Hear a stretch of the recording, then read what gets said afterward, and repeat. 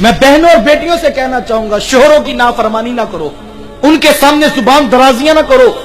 یہ اس دور کا یہ ایک الگ دکھڑا اور ایک المیہ ہے کہ یہاں پر شوہر کی نافرمانی بھی جرم نہیں سمجھا جاتا، جبکہ اللہ کے رسول کیا ارشاد فرمانے ہیں؟ حضور فرمایا کہ اگر میری شریعت میں سجدہ جائز ہوتا تو میں بیوی کو حکم دیتا کہ وہ شوہر کا سجدہ کرے، جس کے حقوق اتنے بتائے گئے ہیں اور چند لمحوں کی تکلیف کے عوض میں اس کی نافرمانی کر لینا۔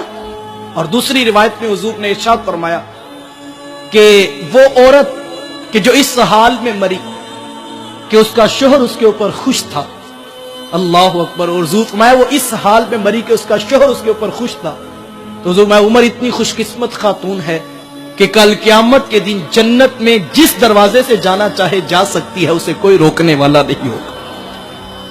اور میں بھائیوں سے بھی کہنا چاہوں گا کہ کھانے میں نمک کم ہونے پر گھر توڑنے کی باتیں نہ کرو۔ 100% ٹھیک کوئی بھی نہیں ہوتا، لہجوں میں نرمی پیدا کرو۔ تم مرد ہو، تمہیں طلاق کا حق اس لیے نہیں دیا گیا تم تیسرے دن گھر توڑ کے بیٹھ جاؤ، تمہارے اوپر اعتماد کیا گیا تھا کہ تم برداشت کرو گے، گھر کو آگے لے کر چلو۔ رویوں کی تلخیوں کے ساتھ گالیاں دے کر کسی کی بیٹی کو رسوا نہ کرو۔